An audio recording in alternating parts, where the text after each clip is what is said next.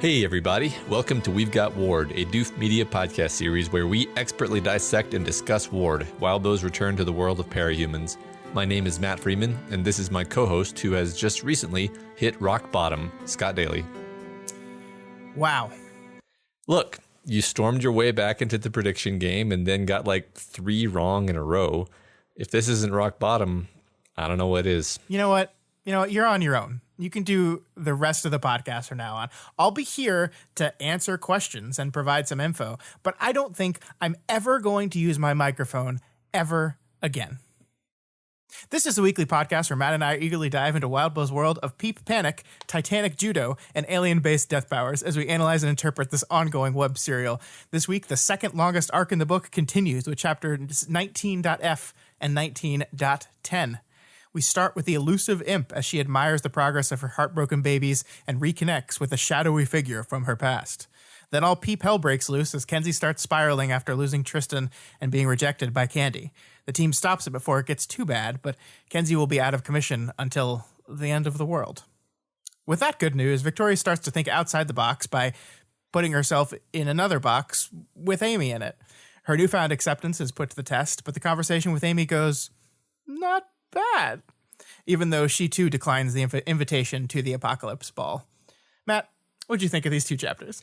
Well, we get our long-awaited imp interlude, which is everything we wanted it to be. We get extremely worried about Kenzie, which is just the content that I'm here for. Yes. And then we get what feels like pretty much peak resolution with Amy. I mean, there might be further beyond this, but it certainly felt cathartic to me. So yeah, it did to me too. There's so much to talk about in that section alone, but I think this is going to be a stuffed episode. 2 like emotional gut punch chapters, one in one direction, one in the other, right? Like there's this really depressing Kenzie thing where we like leave Kenzie in this just like really sad place. Mm-hmm. And then we have an Amy chapter and we don't walk away from it like furious with Amy, which is a very different emotion I'm not used to feeling. Right. I mean, it's also kind of interesting that Wildbow has taken one character from us a couple chapters ago, and now he's given one back to us in the Imps interlude.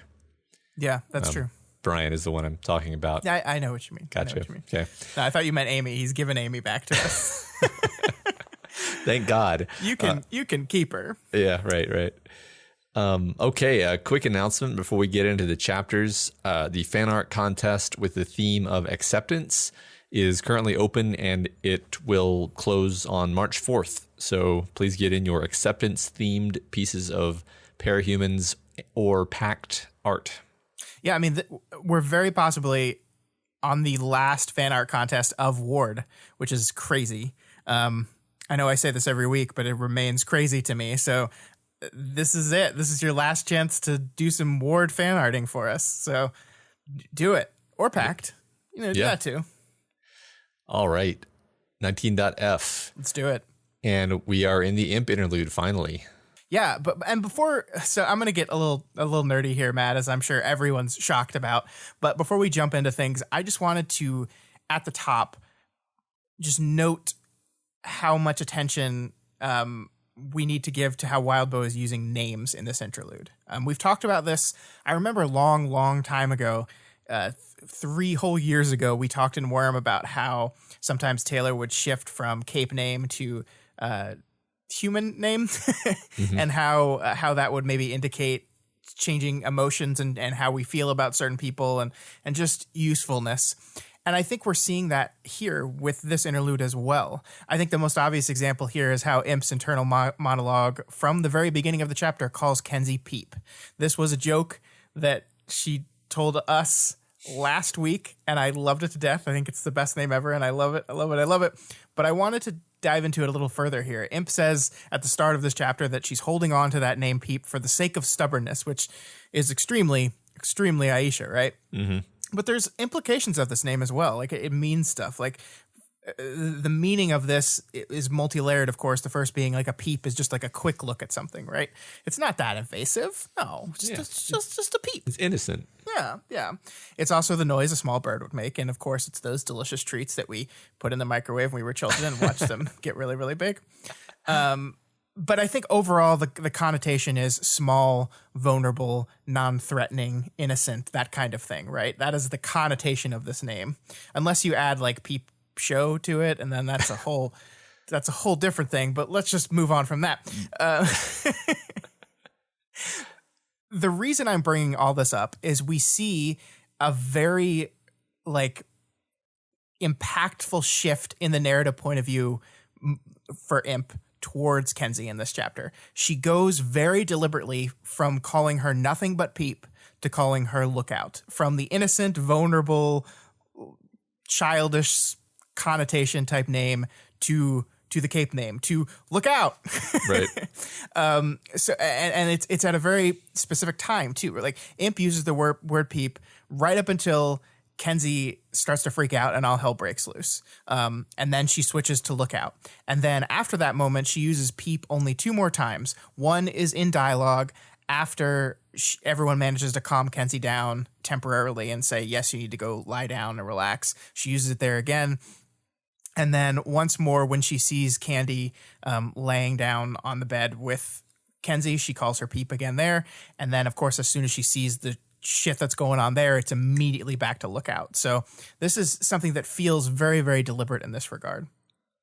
Yeah, I think that all scans perfectly well. I honestly didn't notice it, but it's one of those things where I don't think Wildbow necessarily intends us to notice it. I think it's meant to function on us subconsciously, and I think it's really cool. Yeah, I think you're 100% right. It's one of those cool writer tricks that some people maybe noticed, some people maybe didn't. But I think it does work regardless and it's just because of how innocent that name is, Peep. It's just so cute and funny and innocent, and it's like, look, it's little Peep. And then you switch away from that, and there's even subconsciously a real change in mood that goes with that.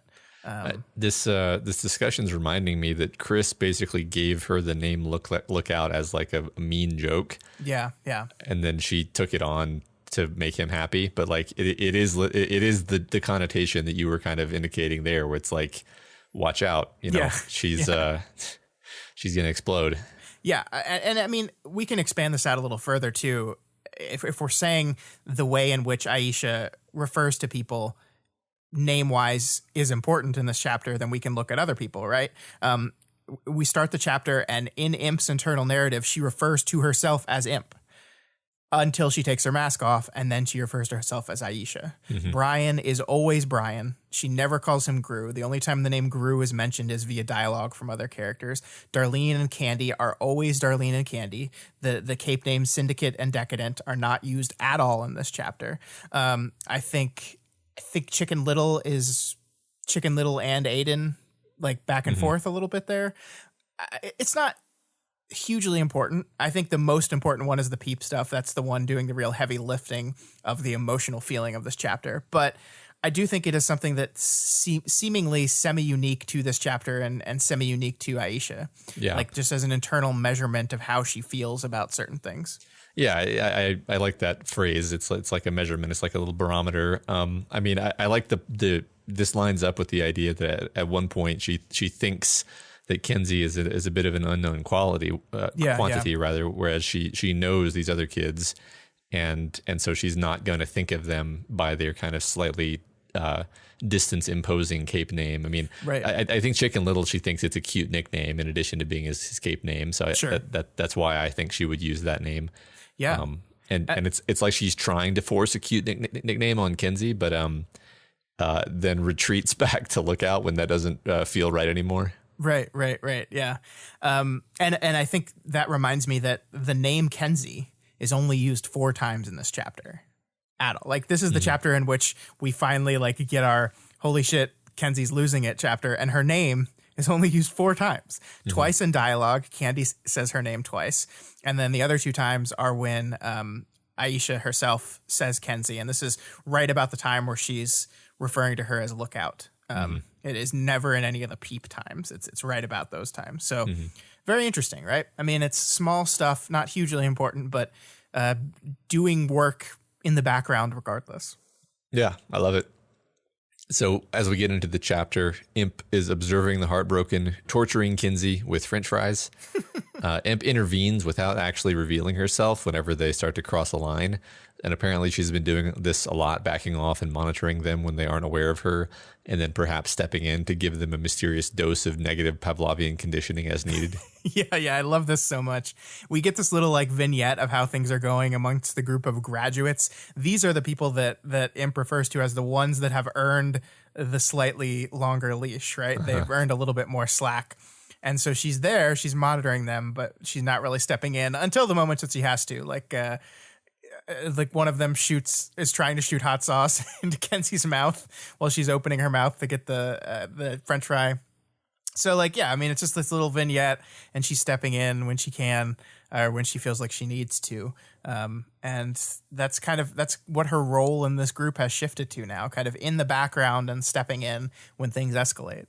Yeah, it's interesting because it reminds me very much of how we started her first interlude, which is actually her sort of doing the exact same thing with her mom and whatever other people are in her mom's house at the time. Yeah. Just kind of like standing there trying to get them to listen. But here it's actually working is the difference, right? Yeah, absolutely. I just thought it was so. I mean, this is a lot funnier too. That scene was depressing. This is hilarious, especially when she grabs she squirts the hot sauce all over, I guess Arrow's gloves, and Arrow just like blinks at them. She's confused. Yeah, confused, but doesn't realize how it happened. But I love this idea that like you get a little negative hit of conditioning every time you do something bad and you don't know where it comes from. It's so good. Yeah, it's really clever. I really like it. Yeah. So as she's ruminating, she thinks fondly of poor Samuel, the one kid who she could rely on as a calming presence and who she could talk to. And she misses him. And she also just misses not being able to ever relax. Yeah, I mean, she's really tense right now. She's constantly nervous. And she's like removed from things, right? Like there's something really tragic about this whole thing, right? Like this is a very sad chapter, and it's a very sad chapter because of what's going on with Kenzie, but I think there's some real sadness for Imp here too. I mean, she's this person that was like the perpetually ignored person that got a power that just kind of reinforced that, and she's putting herself out of the picture more and more. She's stepping in less and less. She's less of an active presence in all these people's lives and more of just like a ghost hanging out behind them. Like it's less of like she doesn't have as much of a relationship with them anymore. She's just there making sure they don't go too far. And like in these moments she's talking to her. I mean, she's talking to them at times too, but she's also just talking to herself out loud, knowing that they're not going to hear it. But even that little bit might push them. But still, it's a one-sided conversation. Even if it does succeed in pushing them towards something, they're not responding. They're not engaging with her. She's alone.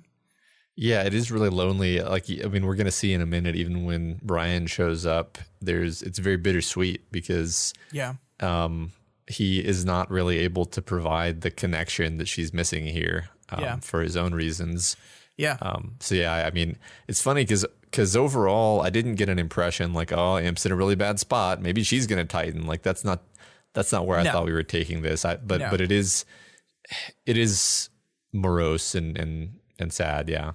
Well, I mean, it strikes me as very Imp-like for her suffering, and maybe suffering's too strong of a word, but her difficulties and the things she's struggling with to almost take a backseat even in her own point of view chapter, right? Like it just seems very fitting with who she is and how her power works and how all that works, you know? Yeah. Yeah. I think that makes a lot of sense that she has that relationship with herself too. That's very interesting. Never thought of it that way, actually. That's really good. So Imp watches Juliet make fun of Roman about being a weeb, and then Juliet freezes him while he's swallowing, attempting to murder him for calling her an anime word. Mm-hmm. And really, it's hard to say who's in the wrong here. Yeah, it's a real Sophie's choice as far as I'm concerned. I don't know. You want both of them to die, or what? Well, anyway. I think you need to read Sophie's Choice. I guess so. The tenders kick out all the heartbroken because they are being ridiculous, but not before another skirmish breaks out over the French fries. In the end, Imp isn't actually forced to reveal herself at all. And as they leave, she thinks to herself, even a year ago, this situation would have been drastically different. And she reflects on it, one such instance where like they just were having a pizza party, which ended in a riot and multiple uses of Candy's indulgence power. And I mean... Yeah, some of them still can't eat pizza. Yeah, this just seems like sort of an innocuous little scuffle compared to what things apparently used to be like. Right, and I think that's really important because we see that this entire disagreement over French fries almost comes to this like all-out fight, and we're like, Jesus Christ. And then the next sentence is like, they were such good kids, all of them. And you're like, wait, what? But then the text goes on to explain kind of what it means by that like, first of all, she didn't need to step into this conflict and resolve it. They did that themselves.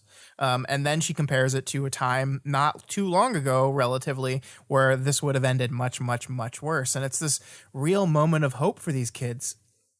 And I really like it. I really like it as this moment of like, look how far they've come. Like these kids were in a bad place and they've come so far. But I do think there's a tinge of sadness with this as well. Like, and this is not textual. I got this feeling through reading this chapter of like this real pre-empty nest syndrome that Imp might be going on here. And there's nothing in here that explicitly supports this, but this has been Imp's entire purpose since even before the end of Worm, right? Alec died and she took this upon herself. Taking care of these kids, making sure these kids were going to be okay. That is what she's committed herself to doing. And that purpose is nearing an end. Like they're doing so much better than they were a year before. If the world doesn't end, okay, that's a big if, but if the world doesn't end, there's going to be a time not too long in the future where they're not going to need her anymore. And what then, right? Like, what do? You've devoted yourself to this thing in the entire time. What is after that? And I don't think she knows the answer to that. That's really interesting because it hadn't occurred to me in those words, but definitely there's a wistfulness to this where she's thinking about like, oh, they're growing up and maybe Roman's going to be a hero and these kind of thoughts. They do tend along the lines of like, little birds flying away, flying out of my nest. Yep. It's and Imp really is somebody who needs these connections. Like I think her kind of jocular personality covers the fact that she really does need human connection, right? Like she's always joking, and so it's easy to think like, she's always fine, but like that's just how she is. That's right. That's not really telling you how she's doing on the inside. If anything, it's like she gets more jokey the worse she's doing.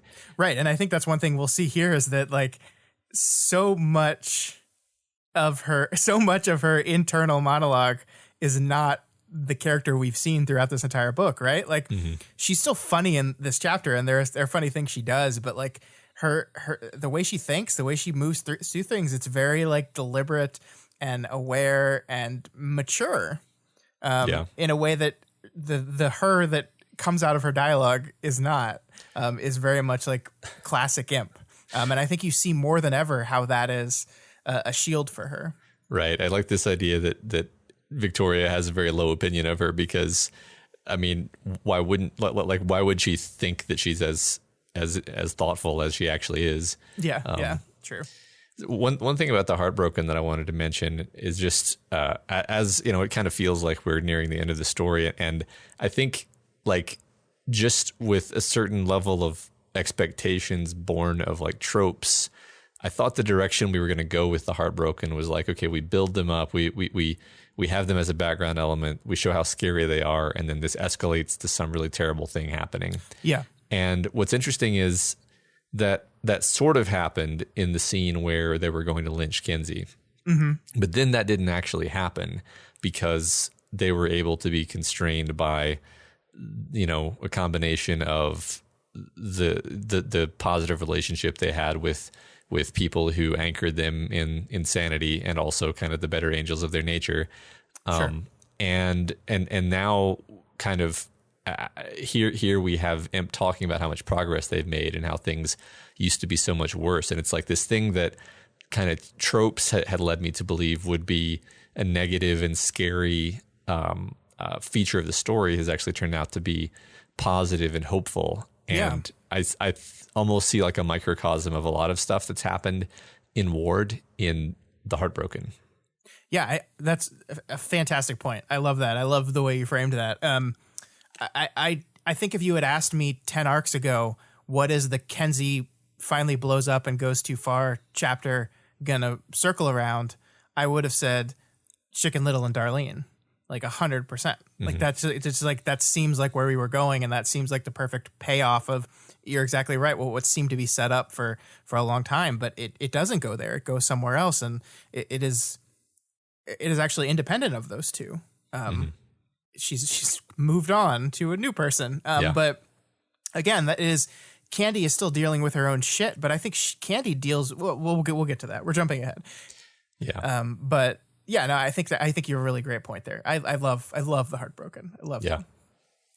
All right, yeah, let's move on because there's plenty more to talk about. Sure. So Brian shows up in the hallway looking for Aisha, and Imp immediately puts her foot in her mouth by mocking the skull image that's part of his face now. Yeah. Again, we have an instance of a flock member who's being a bit off kilter, a bit at odds with their own identity. And again, Brian seems to mostly remember the bad. And we know that Brian has a lot of bad to remember. Yeah, I mean, Brian's role for almost the entire second half of Worm was exclusively the, man guy, in which horrible, terrible, bad shit just kept happening to him. He was like the Rain of Worm, except Rain could deal with shit, and Brian couldn't. Yeah, he was destroyed by shit. Yeah. And now, so yeah, I think it's especially sad for him that the bad stuff seems to be the only thing that's left. It's a real bummer, right? And it's so deliciously and terribly ironic that the skull is part of his face now. Again, like the motorcycle helmet skull mask thing that Brian had going on, even the name Gru always struck me as this like super edgy front that Brian was putting up to hide the true insecurities he had underneath it all, in the same way that his power hides everything underneath it.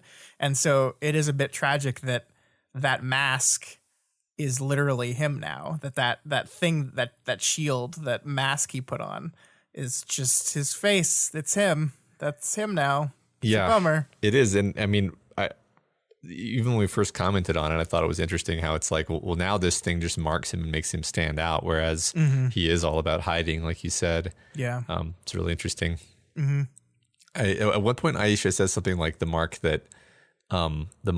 that Valkyrie had given. And I was like, interesting. I just kind of assumed that like the clones, like weird stuff happened with their bodies because power's bullshit. I didn't think that Valkyrie had done it on purpose. I was just wondering if you had a take on that. Yeah, I mean, I guess to be honest with you, my take on it was just like a choice of words, and not necessarily that like Valkyrie chose that like this is going to be your image. That it was just a result of Valkyrie gave him life, and as part of that life, he got Skullface. Yeah, that's my take as well. Perrin and Rachel watch all of this unfold from the sidelines. Foyle is apparently still being a baby about the whole flesh golem thing. Yeah, she really needs to just get over that. Like, was it that big of a deal? Come on. It is.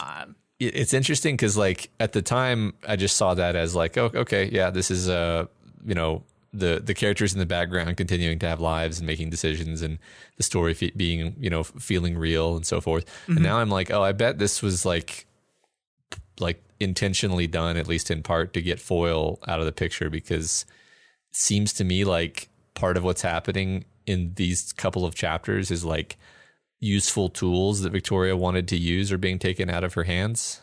Yeah, I like that. So. I think there's some truth to that. That is very it's very like reducing the book down to mechanics, but no, I could see that. Yeah. Sure. Well, I don't mean to say it in a way that's reductive. I think again, it was doing the thing that it appeared to be doing, but it was also doing this. Sure.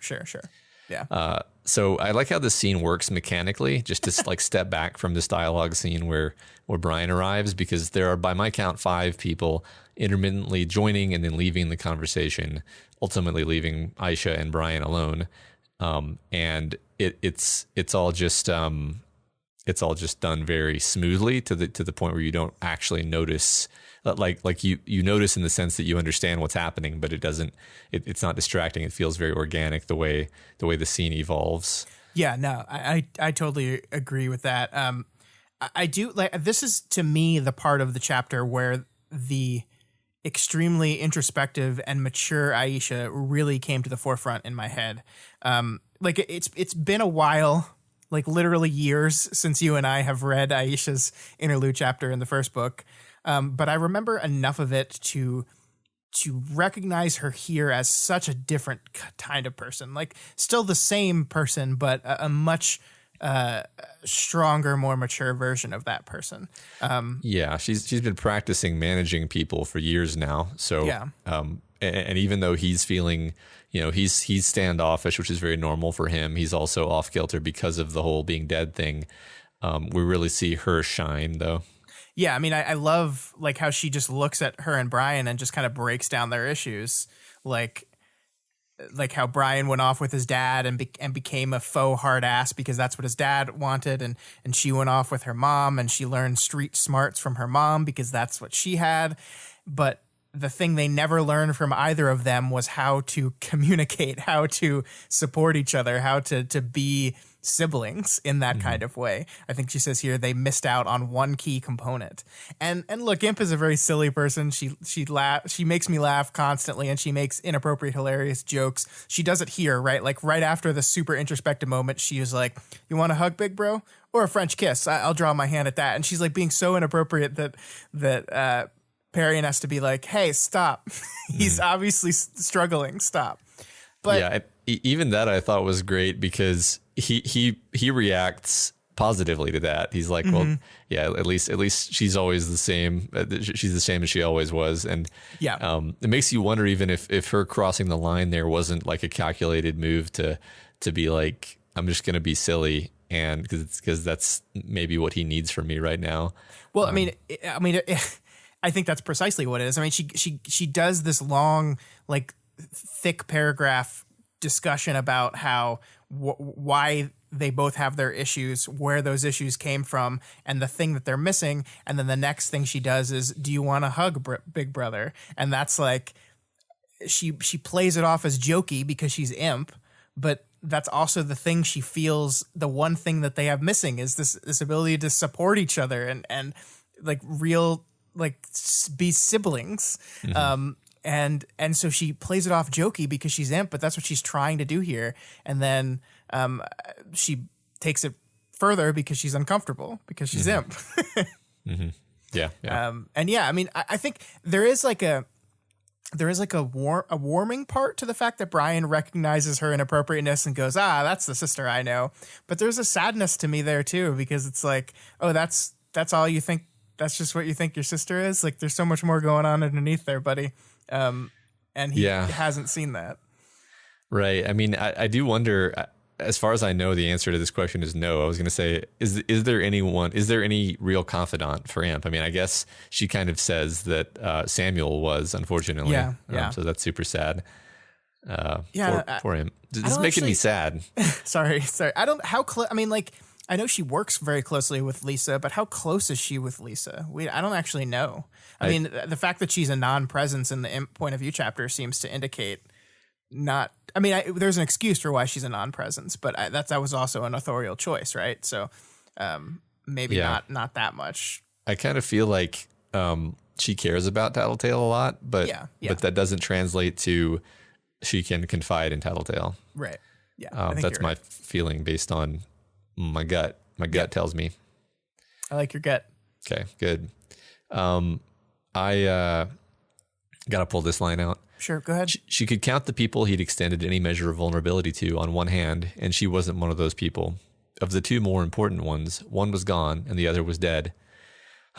Sorry to hear that Cozen is dead then. Yeah. Rest in peace, Cozen. Enjoy your totally alive time on Earth A, Taylor. Yep. I mean, I think, look, this is fun, and I think Wildbow's teasing us a little bit here, but I mean, I think the other thing they're doing is, in order to protect Taylor, they basically decided to just be like, yeah, totally dead, right? Like, that certainly makes sense, and to a point where it's been like so ingrained. If she's alive, I'm saying, if she's alive, then in order to protect her, they've just gone with the Taylor's dead narrative. Yeah.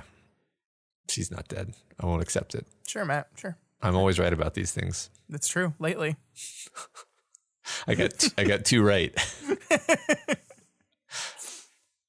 We also get this part where Aisha, like you talked about a little bit earlier, this is where Aisha is talking about Roman and predicts that Roman might go hero one day, but don't tell him that because he might not do it just to spite us. And it's like, aw, look, he's going to be a hero. A little heartbroken, a little hero now. That would be neat, right? Like she would really have succeeded if like Roman, he seems so violent and angry, but like I think if he just got away from Juliet, he'd be okay. Yeah. For some reason, Romeo and Juliet just don't get along. Yeah, it's weird. Seriously. I kind of love how Candy reacts to like she reacts in like the normal way at seeing a ghost. Yeah, like she recoils and keeps her distance from Brian. Yeah, I like Imp is kind of like, this is Brian, and she's like, yeah, no, I know Brian, he's dead. Yeah, right. Like this is a dead person standing in front of I remember him. Right. Yeah, it's great. So of course, Candy has come running to get Imp because Kenzie is exploding. Yep. She's in full fake cheerful mode, maybe like the worst of this that we've ever seen. She's trying to somehow reconsolidate the data that makes up Tristan so that maybe she can save him. Although she's like missed the window to actually do that effectively. So she's just kind of, well, she's panicking, she's spiraling. And like even doing that would be a long shot. It would be well outside of her wheelhouse, and it would probably destroy her to attempt to do it. And she's still decided like, yep, just going to forgo sleeping until I do this. Yeah, and I mean, part of me believes that given enough time, she'll figure out a way to do it because that's just what Kenzie's been doing. But it's really, this is like a whirlwind of terrifying. And I love the writing here. I love how Wildbow centers on the most uncomfortable. Like her response here is teeny tiny bit of death, which who says that? Yeah. It's just part of making you so insecure, and then like. And I've been so zeroed in on things that I didn't even see. Not like me, right? Haha. And it's actually kind of important that I missed stuff because if I'm going to do anything about it, I need to have been tracking the data's movements through the crystal since 15 minutes ago. Like you can imagine her saying it at that speed with like the haha in the middle. And it's just like, oh my God, it's terrifying. Yeah, I know. It's, I don't know. Like Wildbow's constructed this character so well, and we've had so long to know her that this is just gut wrenching to see. And it really, like there's a lot of small writing choices that make it clear that this really is the worst we've ever seen her, because she's like her eyes are like wide and full of tears, and her posture is like super rigid and all this stuff, even as she's keeping her voice like cartoonishly cheerful. Yeah, I mean, what I love most about it is like we saw this moment from the other side, right? We saw this moment from Victoria's point of view, and we saw Kenzie just freeze. And I think you and I like just imagined what was going on the other side of that camera. And it perfectly lines up. This is exactly what I expected her to react to it. And I think that's just when you can build a character that acts exactly like you think they would in a situation like this, I think it's a well-drawn character. Yeah, me too. So I like this really nice kind of sweet moment thrown into the middle of this, though. The kids are so different. Brian's voice was quiet. Aisha looked back over her shoulder at him. They're helping. They're staying quiet. She nodded. They were good kids. Gosh, I love it. Yeah. I love it. We've come so far with these kids. I think this is the part when I was doing my first read through that really made me think back to the moment where we really got to know them, and not just them, but know them at their interaction with Imp, which was that epilogue chapter, right? Which at the time to me was just like, oh, this is like just a really fun and funny like vignette that I just got a real kick out of. Like, oh, look at Imp and these crazy kids that she's using to teach these bad guys a lesson. Yes, look at it was great. But it's become such a key emotional pivot point of the book. I mean, that lines up exactly with what you just said, how these kids encapsulate a lot of what this book is trying to do, just in how they're going through and succeeding and failing. And I would never have expected that. I never would have expected Imp and the Heartbroken to be something so emotionally key to what this book is trying to do. But I'm so happy that it's there. Yeah, it's interesting because in that epilogue, there's a lot of comedy to it. The idea, it's like Imp and her little band of devils roaming the countryside, righting wrongs. But and there's been a lot of comedy in this book too, I think. But also a lot of gravity has come to the fore. Like we've actually been confronted with the idea of, okay, well, Heartbroken was a monster, and we get to see their horrible, sickening trigger events. Yeah. And all of this stuff. And it's like, oh, okay, well, that's not so comedic anymore, is it? But then we get to see them, recover from that. And that's beautiful. It is. It really is. So as we get back to Kenzie, she's physically crumpling as the surrounding friends and allies try to coax her and persuade her to just take a short rest. And this is just such an electric scene because Kenzie is on the verge of snapping and lashing out, and like her voice and expression are just, off the charts in her manic affect. Yeah, I think this is one of those extremely visual scenes that I can easily just like block in my head if I just close my eyes and just I can imagine the scene and where everyone is and what it all looks like and how it would be shot. It's one of those to me. Speaking of closing your eyes, though, there's this. So we get to eventually where Candy talks talks Kenzie into closing her eyes, but we get just like before we lead up to that, there's just some super gutting lines here, right? Like, my team needs me. I'm indispensable. Tristan needs me. And like that word indispensable like cuts to the quick because like that is the result of millions of words of Breakthrough turning to Kenzie and using her and making her the most important member of this group. And you're just like, and I'm not blaming the rest of her team, right? I'm not saying this is their fault, but like this is kind of what happens, right? Like this is like she's so effective and so useful, and they leaned on her so much. So this feeling of indispensable makes sense. Oh yeah, I mean, this is something that's been going on this whole story where Victoria. I mean, this is one of the. I don't think we're mean to Victoria hardly ever. So I'm gonna be fairly mean when I say that I think that this is maybe her worst like sin as the group leader, has been consistently like saying with her mouth, we really need to give Kenzie some boundaries and control her impulses and be good stewards of her. And then every time the chips are down, which happens like every 3 days, whatever you need, Kenzie, you need to stay up all night and stab shit in your eyes. Sure. Right. I mean, we need that. So yes. And it has brought her to this. It has brought her exactly like you said to this point where she believes she's indispensable, and she's right because she's been taught that by her experiences. Yeah, I mean, she makes herself indispensable, and if she has a team that greedily, maybe that's too fair, that happily is just like gimme. Yeah. That's what's going to happen. So that one really, really cuts. Like the moment where Brian asks, would Tristan want you to do this, to hurt like this? And she says, I'm not sure if I care what he wants. That's just like, oh my God, Kenzie, no. Just like all this hurts. Like this dialogue just hurts so bad. But then the thing that finally does get her to calm down is Candy, which is ominous when you go back and read it a second time and you realize, oh God, this is, we kind of maybe know why Candy is more effective here where everyone else isn't. But she gets her to close her eyes and says, like, how many people here do you think you need to take a break? A lot. Can you count them? And there's this this part breaks my heart where she says, no, I can't keep my thoughts straight. There's a lot of noise, tinker inspiration.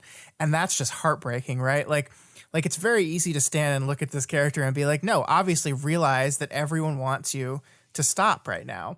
But like, imagine her head buzzing with all these ideas that she's getting, and how that like can overpower every other aspect of you. And it's just heartbreaking. Right. I mean, it's hard enough for a person with just a normal anxiety attack or panic attack to manage the noise, as it were. But here she's getting like, blueprints of ideas for how to build a crystal soul camera. Yeah.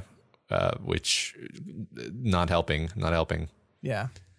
Like, you're the only one who thinks you need to stay. Is there a possibility we're right? You're not. No. And then she finally breaks down. It finally works. And I got to admit, I was a bit surprised here that they managed to talk her down here. Of course, I didn't know what was coming after that. That is just so unbelievably worse and more pointed and more depressing. But right. I was like, oh, good. We did it. Yay. Yeah, I think it's more effective this way than if she had just kind of escalated there, because she's intelligent, for one thing, like that. She's been consistently shown to be intelligent. So Sure. Like her ability to rein it in when she needs to rein it in because there's no other option. That shows, okay, she's still got a handle on it. But then the next thing that happens just pushes it past the breaking point, and there's no she loses the plot, right? Like there's no cleverness. There's just lashing out at that point. So yeah, let's get to that first before we talk about it. So yeah, Aisha, she sends Kenzie to go pick up Kenzie's tech. No, that's not right. She sends Chicken to go pick up Kenzie's tech. So that's why Chicken's there. Tattletale, nowhere to be seen. And then Imp gets in contact with Breakthrough on the holomophone, and we see that interaction from the other side. And so that helps us get the timeline straight, because at this point they haven't drugged Kenzie yet. Yeah, and I think this helps us square the she's having a lie down line from the last chapter too. I think one of the hardest things I was trying to get right in my head when I was kind of going down the chocolate highway with what's going on with Kenzie and the Undersiders was like, they have this, I think, pretty good relationship at this point between the two teams. And my theories made it so the Undersiders were lying to the Breakthrough. And I didn't like that. It just seemed like, no, don't lie. Like, you guys have been doing so well and working so well together. Don't lie. And they weren't lying at this point. Kenzie was technically having a lie down at this point. Nothing they said to them was outright false. And it wasn't even like lie by omission too. Like, Kenzie had a bit of a freak out. We calmed her down, and she's having a lie down right now. Things had not hit the fan yet. Yeah. I think it was good. Like a very simple and elegant way of straightening it out, because it all just is what it appears to be, right? She doesn't have her freak out until after they touch base here. So yeah, right. Yeah. So there's this short, but I think very solid, very well written span where everybody just kind of takes a break. Kenzie's in the other room, so Imp's not watching what's happening. None of the Heartbroken can actually do anything to help with the Titan fighting, so they're just all kind of here. Yeah. And Imp is using her power to just give herself a break from having to interact with people and just kind of recharging. Even Brian, she doesn't really want to interact with him, and she thinks maybe he seems more at ease without her present because he can not have to be on. Yeah, which could be true, or could just be like her own insecurities about their relationship bleeding through into interpretations, right? Yeah. I do love seeing Imp's power used in this. It's all too much. I just need to be away from these people right now. And this is where I really started to like catch on to this idea that I talked to you about a little bit earlier, that all this bad stuff is happening in this chapter. A lot of it, most of it, 99% of it is focused on Kenzie, because Kenzie's going through her stuff. But I do think Aisha is just kind of silently suffering in the background. And that's sad. Yeah, it is. So after taking this little break, she goes to check on Candy and Kenzie and finds that Kenzie is, in a very Kenzie way, expressing some feelings for Candy. And Candy essentially panics at this because, as she says, she doesn't like liking things. And this rejection crosses the line for Kenzie. She's lost 2 teammates within the last week or so, and now she has her confession thrown back in her face. And as Kenzie says, the fact that the reasons for the rejection are very good does nothing to reduce the pain. So she threatens them, telling them that she'll blackmail them to make everything go the way she wants. Yeah, and it's real bad. And it's, I think, importantly, a lack of acceptance, right? She cannot accept that the truth is real and makes sense, that Candy is a person who comes from a very understandable place of, I it takes me a long time to like things, and my biggest fear is once I start liking things, I go all in, right? That's what she says, is like, I go completely in. And so she's become, as she's grown and as she's learned about herself and as she's made advances and accepted these things that she has to deal with, she's realized that she needs to be very careful about this kind of thing. And so she's very cautious when it comes to these kind of things. And Kenzie cannot accept that. She cannot. And this is, I mean, God, it's awful. And like, I guess this is technically a reveal about Kenzie's feeling that she's attracted to people. I don't even know though, because like, I think like in the Doof Discord earlier this past week, we were talking about relationships. Like we were just one of our conversations where a bunch of people were talking at the same time about relationships, and we got on this talk about what type is, like what is your type or whatever. And I think I like jokingly said something to the effect of, my type is people that like me. And all joking aside, I do think that is something that is very true for Kenzie. I think that she loves when people like her. And so she finds someone who likes her, in this case, Candy, and through her cameras has been seeing signs of like biological signs of attraction or interest, is like, oh, well, I like you and you clearly like me. So let's do this thing. And cannot understand. And it's really rough. It's really rough. Yeah, or maybe you could say that she understands it intellectually just fine. It's just that, like you said a second ago, she can't accept it. Sure. And that's, I mean, she really is smart enough to get why Candy would have a problem with this. Yeah. It's just like, I can't handle that. I can't stand that being the case. Right. Even though I fully understand that it is true. And yeah, that's what's, I think that's the kind of clever and novel and interesting thing that this book is doing. Yeah. And I mean, I think the scariest turn in this entire chapter is the I could make you, you know. And I mean, I don't think it is an accident that a lot of the language around this event is reminding us of Amy. The biological detection of want, the unwillingness to accept no, the desire to manipulate a person into saying yes, using your power. I mean, these are things very similar to what we saw with Amy, and that seems deliberate here. We're making comparisons in that regard, and it makes this all the more horrifying. There's even the idea that she says that the time when she was the most comfortable, and I'm not sure, I don't remember if she uses the word happy, but the time when she was, yeah, you have it right here, actually. Yeah. The longest stretch where she was happy about every day, her heart was light, and she was hopeful about tomorrow, was when she was blackmailing her parents and forcing them to act as though everything was fine. Yeah. And so we have this idea that it was all a lie. It was all fake. They didn't really love her. In fact, they hated her. And yet that was easier for her in every way than the constant, like, sort of Sisyphean struggle of trying to be good, trying to give people their space and their freedom, and risking rejection and risking, being wronged in all these ways. Yeah.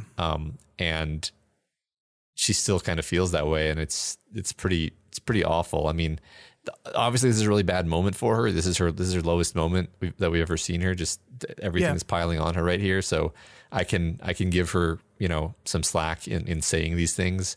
But the fact that she feels this way is really, really terrible. Oh, it's like, failure seems harsh, but it is an abject failure of everything she's been working towards this entire book. Like it is reverting almost literally to the way she was at the start of the story. That she's so willing to look at the exactly what she was doing. This is exactly what she was doing when the first pages of this book were written, was the thing that she's saying, I want to do this again because that's the only time I was good. That is epic backsliding. The only time when things were good was when she was at her worst, basically. Yeah, exactly. Exactly. It's I wonder where we're going with Kenzie from here, because I don't know. Like, I feel like functionally, like narratively, the purpose of this was to take her off the table as a tool that could be used in solving the climax, like plot wise. Yeah. But like this isn't just like the last scene that Kenzie's going to be in. Obviously, like this,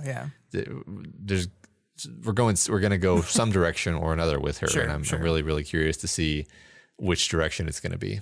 Yeah. I mean, I honestly don't know at this point. I agree with you that like we're not just like, okay, we're done with Kenzie now. But I don't know the answer to that. I do think there's a little bit of irony in the fact that the person who sees themselves as indispensable has now made it through their own choices that they are not there when the team needs them the most. Through their own actions, right? They acted this way and they got removed from the board because of their actions. Mm-hmm. So yeah, it's so like the thing is like you want to be mad at her and you want to be disgusted by her. And I definitely was that, but I was also just like brokenhearted. Like, seriously, like it's such like this. I don't know what else to do. I don't know what else to do anymore. Like nothing else is working. Everyone keeps leaving. They die or they leave. I don't know what else to do. And they're just like, well, you just need to stop. And she's like, I can't. Mm-hmm. I cannot. Yeah, I mean that's the one. I think yet another way in which there's a direct comparison to Amy is like she's constantly had the power to quote unquote fix the problem. Mm-hmm. And that power always being ready at hand has sort of driven her crazy. Like it's if she didn't have that option there, then she would have no choice other than to come to grips with her reality. But since the option is always there taunting her, it can't let her go, right? No matter what, it can't let her go. No matter how hard she tries, that option will always be there taunting her. Mm-hmm. Yeah. Just like what Amy talks about in the next chapter. Yep. I think that's a great way that we kind of connect these two together. Yeah. So the team steps in and neutralizes her using a combination of powers, and then they force feed her some thinker headache drugs that will have her out of commission until post end of the world. Yeah, and it's just like it's amazing that like this is so much like holy shit, this is bad, like narratively less than I was imagining. Like when you and I were sitting here this time last week imagining like what could this be? How bad is this going to be? I mean, it was like, oh, is she going to be a fucking Titan? Is she going to go into the dream world and fuck everything up in there? No, she's just asleep.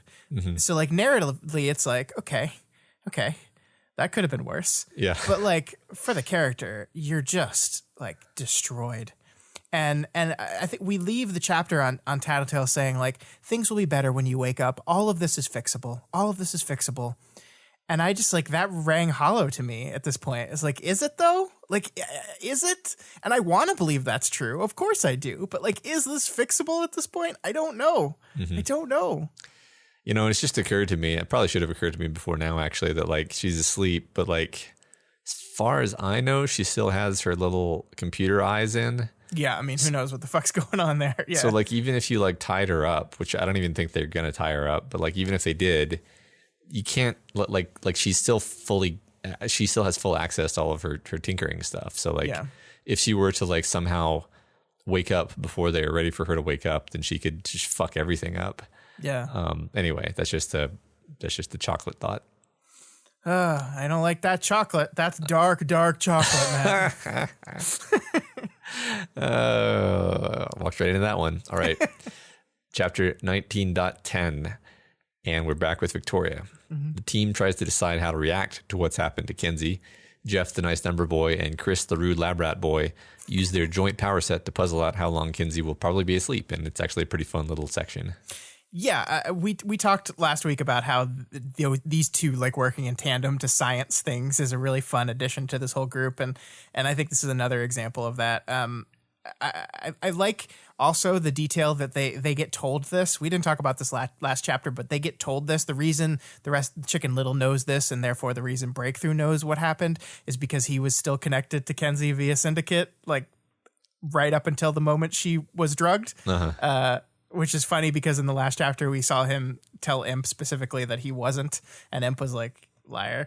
And yeah, like that's turns out that was totally true. And I don't want to focus on this too much, but like that's a whole thing too, right? That's still going on in the background. Their dependency on linking with each other. I don't even know where that could go. I don't want to, there's too much to unpack there that I'm just going to leave it in the box until we need to. Sounds good.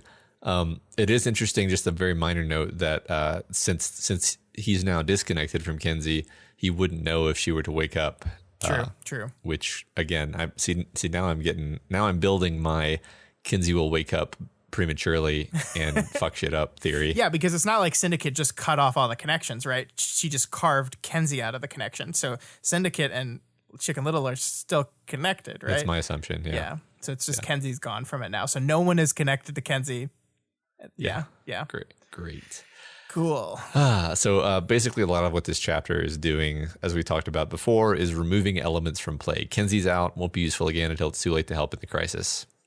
Yeah, and I think that's what this whole Chris and Number Boy calculating does, right? It's like we're down to 2 hours. We got 2 hours before whatever they saw in the C-Merc vision comes true, and they've now calculated that best estimate has Kenzie out for about that long. So as you said, the solutions to this problem keep going away. We have less and less options to choose from. Yep. And I think it's so interesting because I always wondered, like in the back of my head, I was like, Kenzie's like one of the most powerful capes. I think she's the most powerful cape in Breakthrough. She's going to have a part to play in however the story resolves. And now the story has basically just gone like, nope. And it's very possible that she will end up, I think, good or ill.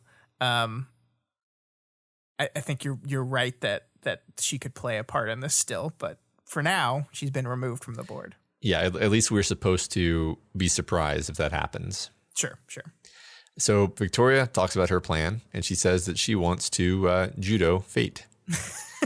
She knows they can't fight these precogs in a way that averts them from achieving their goals, but there's a lot you can do to set things up so that they achieve their goals, like technically, and then you achieve your goals actually.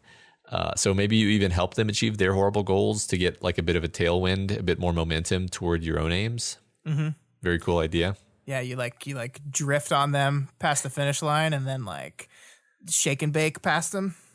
That's shake. You know what? Shake and bake is exactly the metaphor that I was going for. Is it?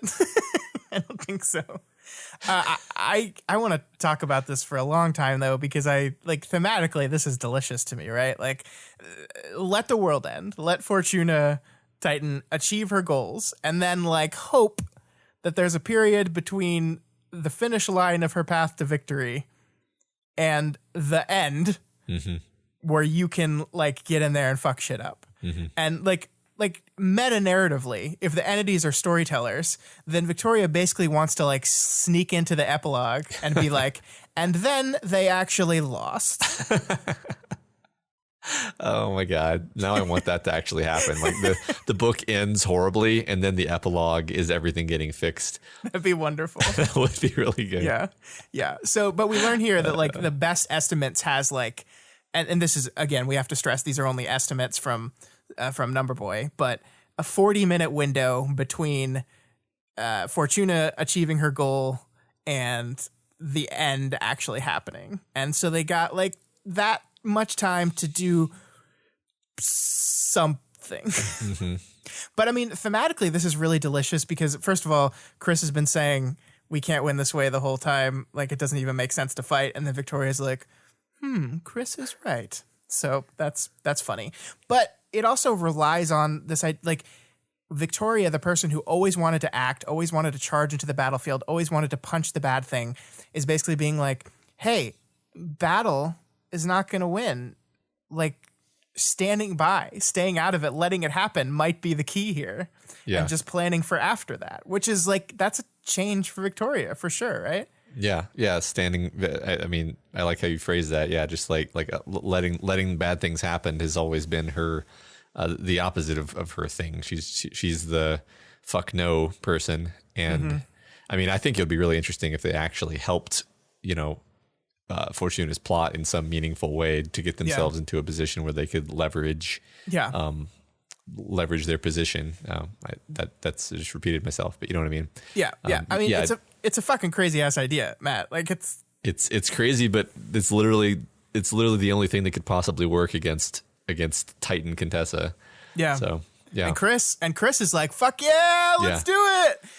This plan is the Ward equivalent of crossing the streams, and Chris is basically Pete Venkman going, I love this plan. I'm excited to be a part of it. Let's do it. It's great. Yeah. Me too. So Victoria's top idea is to go for a big, messy solution, guts and glory. That's a great callback, Matt. Does everyone know about that that listens to this show? We may have mentioned it, but we can mention it again. It's the the original name for the like series of snippets that were written about Amy and Glory Girl. That I think they were. I'm not sure if they were literally like. I'm not sure if Amy was literally called Guts, but it would make a lot of sense because that's her power. It sure would. Yeah. But it's the genesis of all of this, right? Yeah, of course it's Amy. I love that Sveta is so shocked by this idea that Victoria's like, well, time to go to Amy, that she's like, hold on, Master Stranger protocols. But she is, of course, not aware of the breakthrough that Victoria has had.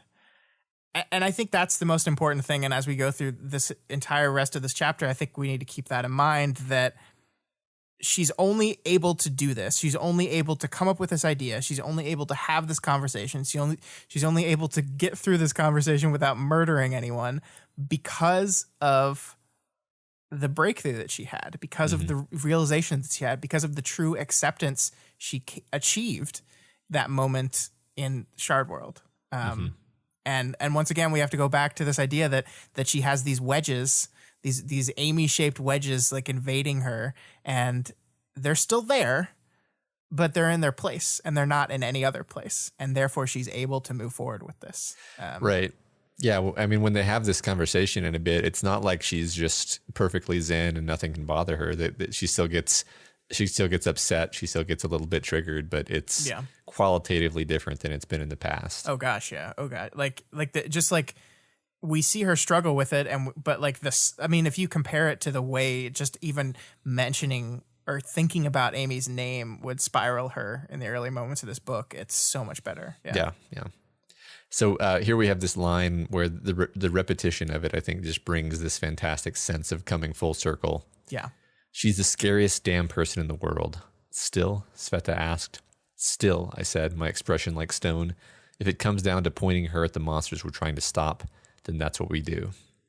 Yeah. And it's, again, the first time she said this, it was just from a place of terror and warning, and somebody needs to be watching her and making sure she doesn't ruin it, destroy everything. And here she's saying, yeah, she's still the scariest damn person in the world, but if we need to use her, then that's what we do. And that's, And I think this is really important. I think that the still that Sveta asks is probably the most important part of this sentence, because I think what the book is trying to make clear here is that it's not like Victoria has forgiven Amy for everything that happened. It's not like she doesn't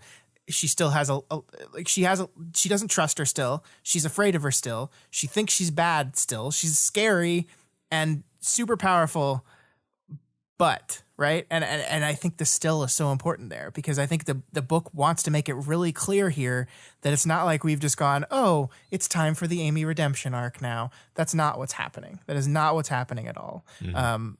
What's happening is a moment in Victoria where she is able to put things in their proper places and go forward. Right. This isn't about Amy. This is about Victoria. Exactly.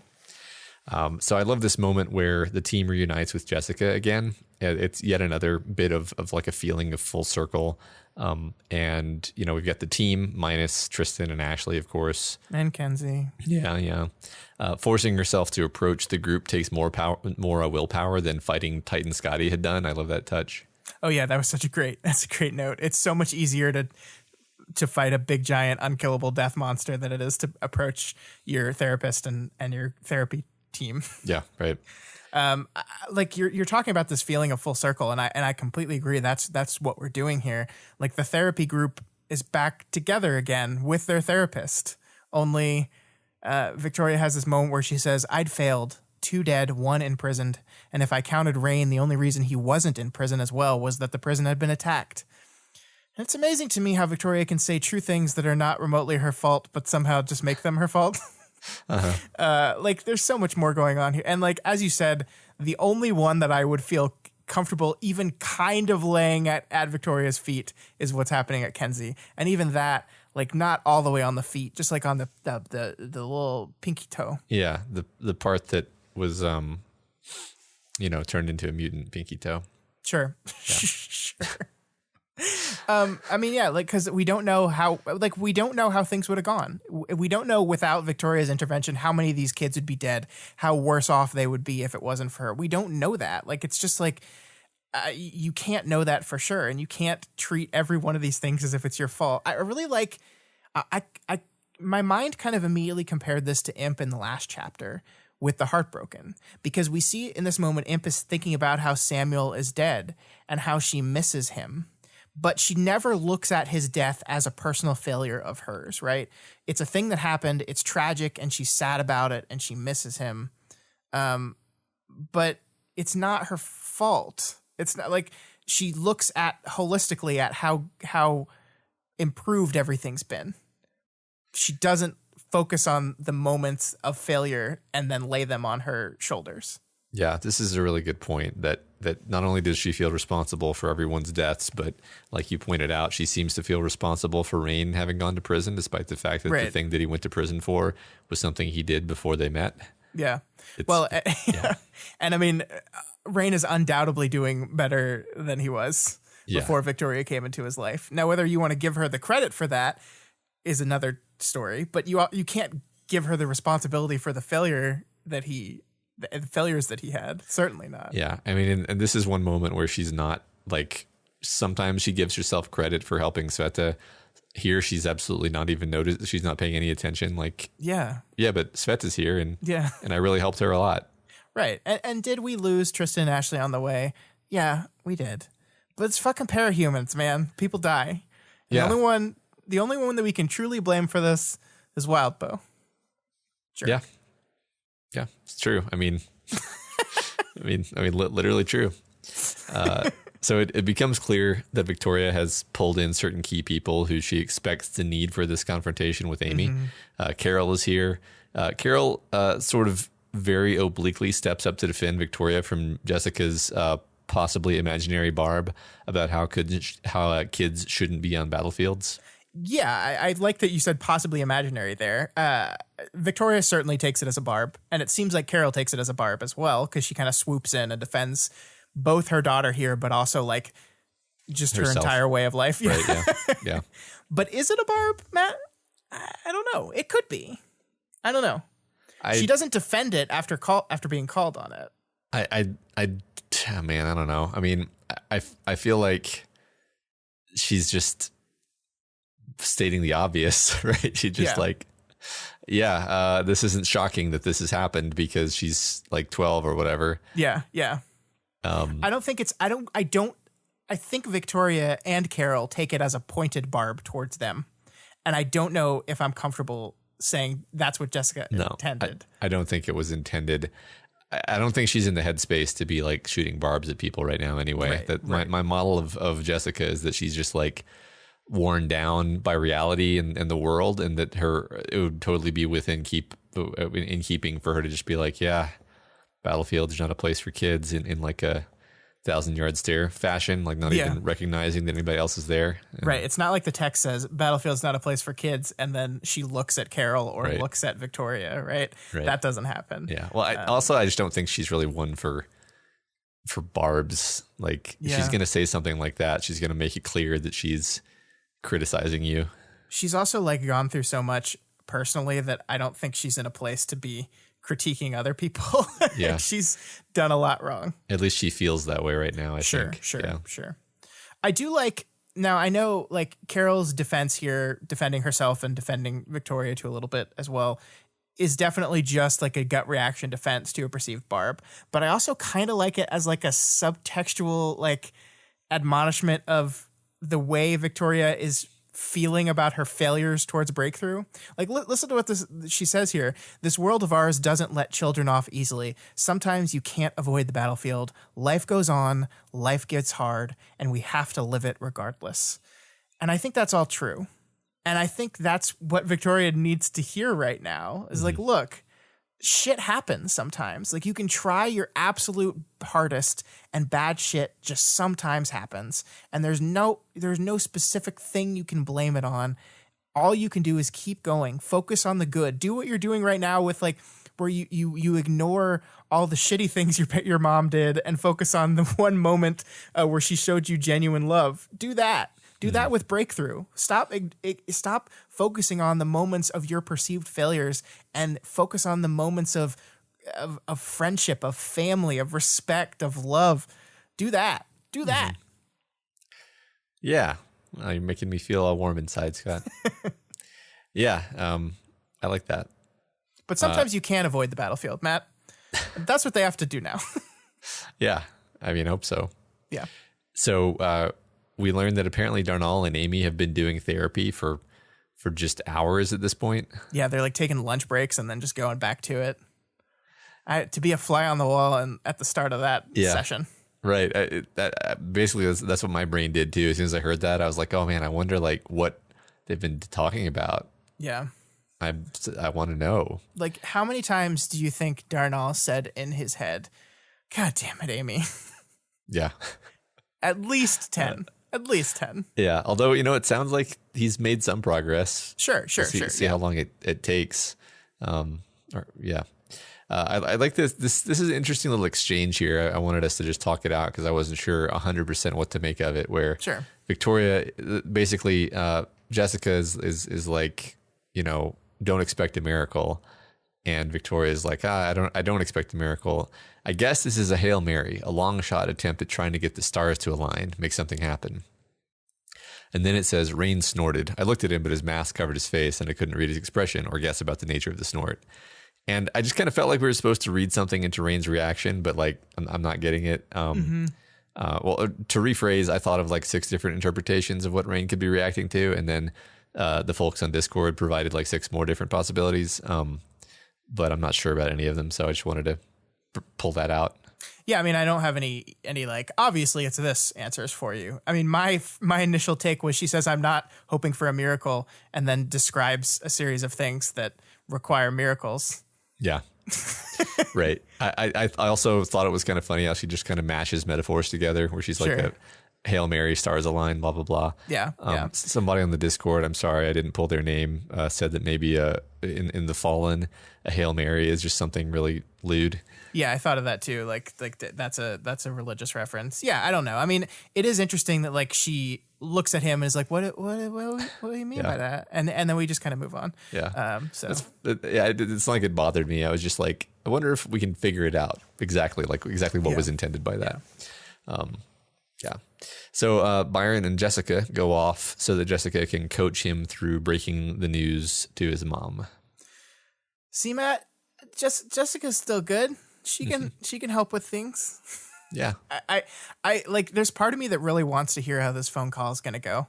And there's part of me that hopes I never, ever, ever, ever have to hear how this phone call is going to go, because like, I just remember her, like Tristan's and Byron's mom being like so shitty to Tristan, and like deservedly. I'm not saying that like Tristan did not do anything to earn the ire of his parents, but I just like, it's got to be devastating to realize that you like were so hurt by his actions that you cut him out of your life, and now it's too late to amend that. Right. And it's so sad. It's so, like, I think it would be a beautiful, heartbreaking, touching scene that I never, ever, ever want to actually see. I mean, not only would it be like, not only is it sad because there's no hope for resolution, it's sad because he died doing the thing that proves that he was a good person after all. Yeah. Yeah. Like it invalidates her idea that like, oh, he's a monster. Yeah. Because he saved Byron. So. Oh yeah. Yep. So then Victoria and her family, including Sarah and Carol, head down to the cells to find Amy. Victoria spontaneously hugs Carol in the elevator, and her mom then leans on her as they walk out. Oh, you're killing me, book. There's so many scenes of just heartbreaking.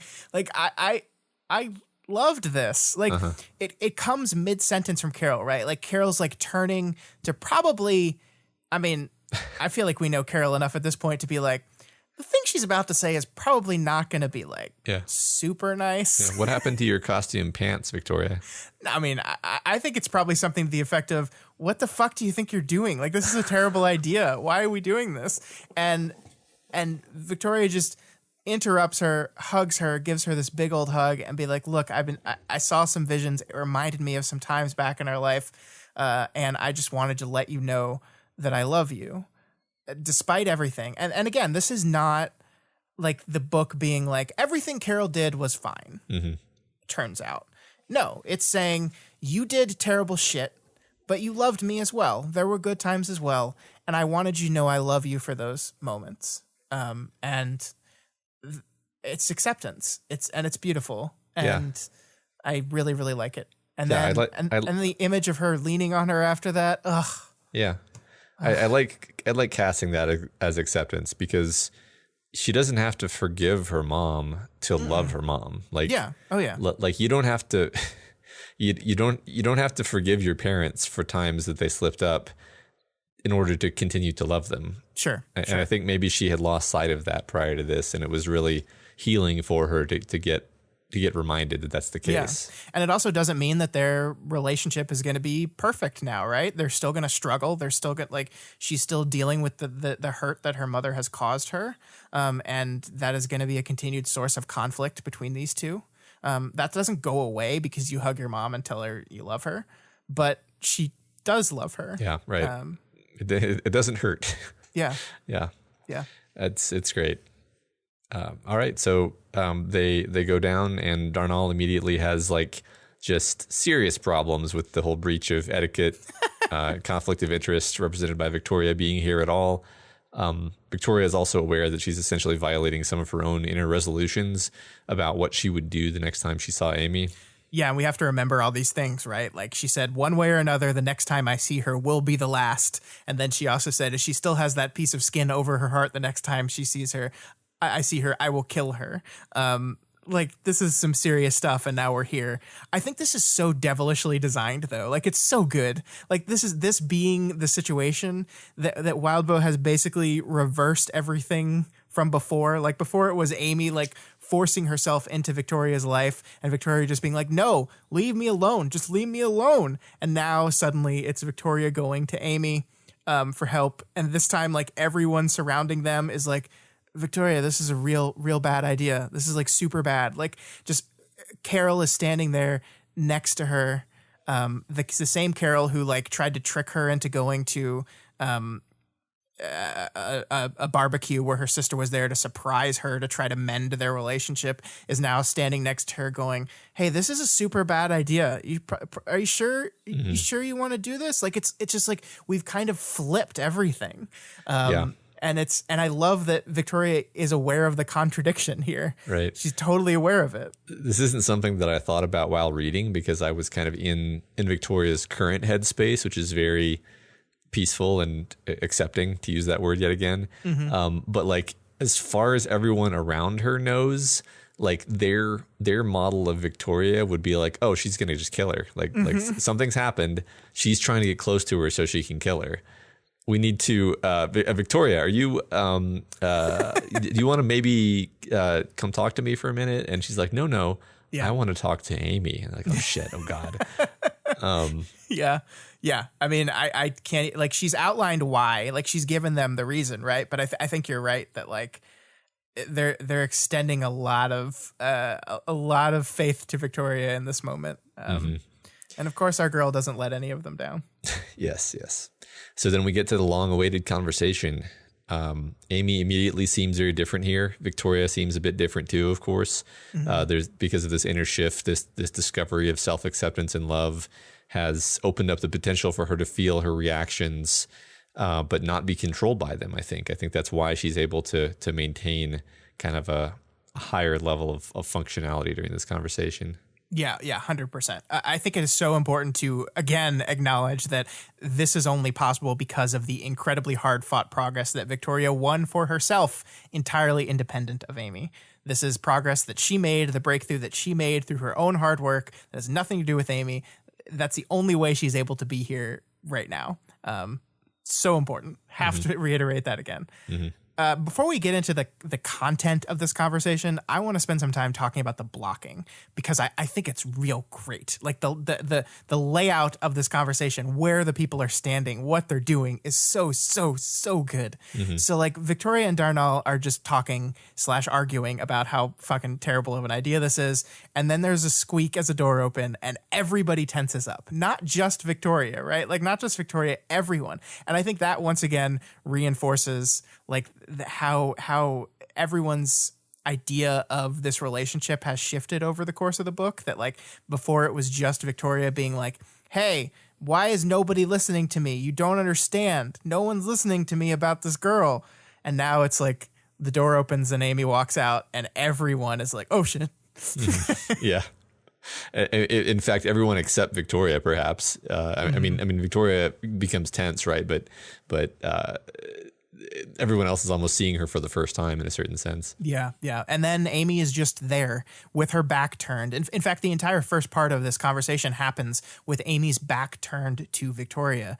And I think that helps elevate the tension, right? Because we don't get to see the look on her face as she says the things she says early in this conversation. We don't get to see what she looks at. Has she made progress? What does her face do when she knows that Victoria has come to see her? Like, does she get excited? Does she see hope in that? What does it do? And the book denies that from us. We don't know. And so it's like just really helps like intensify the conversation and we have a clear demarcation point where she eventually turns around and faces Victoria and truly faces her when the conversation starts to really dive into the changes that Amy has recognized.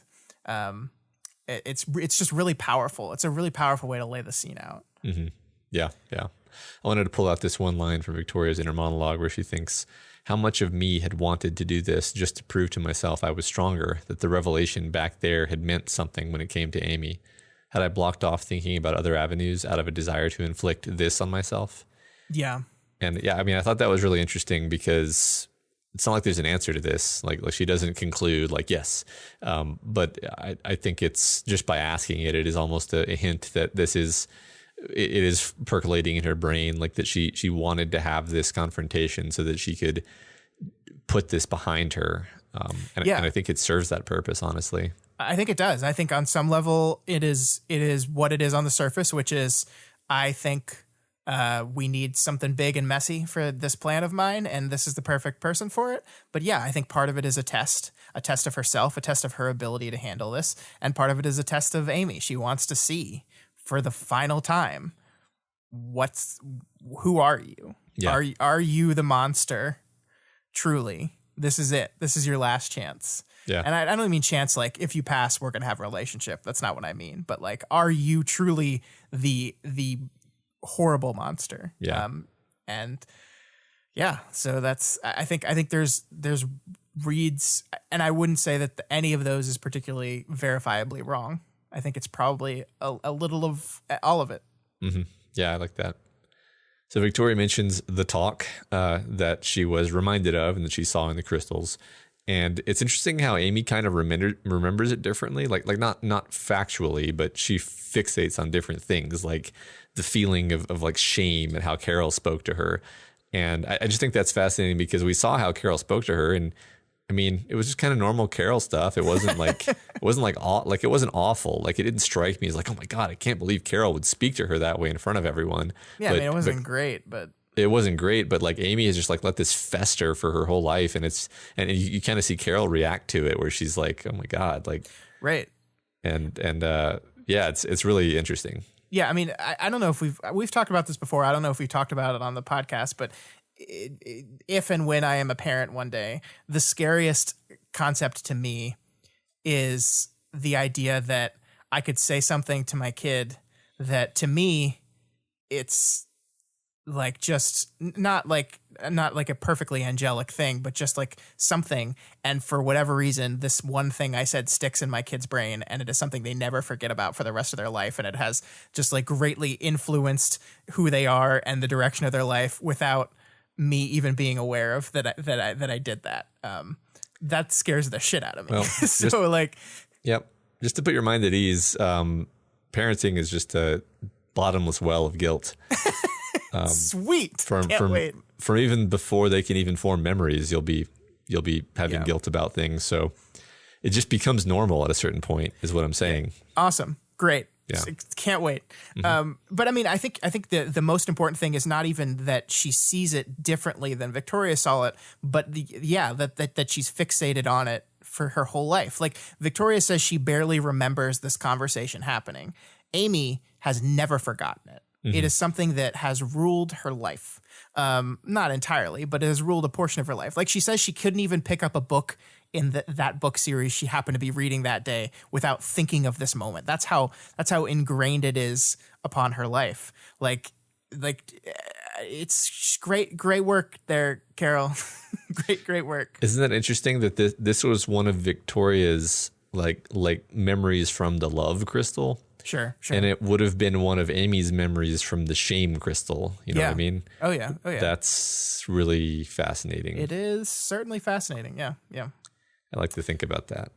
I love this moment where like this is before they even really get into the meat of the conversation, where like Victoria starts talking to her and she says like, "Thank you for doing this." Like, and I think Victoria genuinely means this. And Amy's response is, "You don't need to do this." Do what? Talk to me like it's you fulfilling your end of the deal. Don't worry. I'll keep my appointments. I'll talk about my feelings. And then she tells her the world's going to end.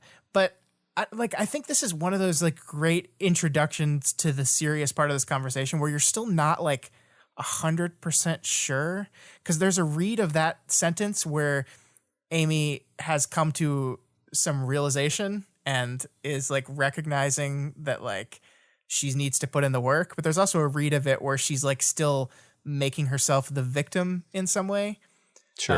And you're like, I think it's a little bit ambiguous, and I think you're still like a lot of me on this conversation was like, I think this maybe is going to go well, but I'm not sure. And you're just kind of tense, like waiting to see. And there's moments where like, I think the first moment where Amy is like, "Nah, that wasn't my rock bottom." You're like, "Oh, fuck." Yeah. And then, but then she goes on and explains what she means by that. And you're like, "Oh, okay." Yeah. And I think that's a lot of what this conversation is like, "Oh, fuck." Yeah. Oh, okay. I get what you meant by that. Just like that first bit you pulled out where she's like, "You don't need to do this," and then Victoria's like, "No, I'm not doing this to fulfill our deal. I'm doing this because I need to ask you a question." Yeah. And you're worried. You're like, "Oh, is Amy gonna like blow up about this? Like, is this a slap in the face?" And then Amy just kind of goes on with it. It's fine. And but like you said, we keep having these moments of like, oh shit, is this it? Is this the flashpoint where one of them kind of crosses the line with the other, and either we push Amy over the edge and she snaps, or vice versa with Victoria.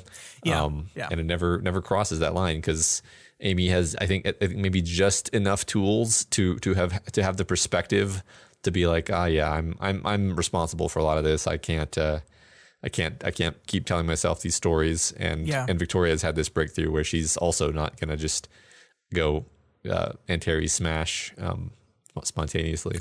Yep. So Victoria asks if she'd be willing to help by using her power. Oh, wow. And there's this whole, I know, which is like, that's it. That's the biggest sentence you've ever said there. Yeah, right. I just blow past that, but it's pretty much. Yeah. And then Amy kind of goes into this thing where she talks about how freeing it was to have hit rock bottom back when she was in the birdcage. And she says that now she doesn't feel like she's at rock bottom, and so she doesn't have the strength to do these things anymore. And Victoria argues, no, you're still totally at rock bottom.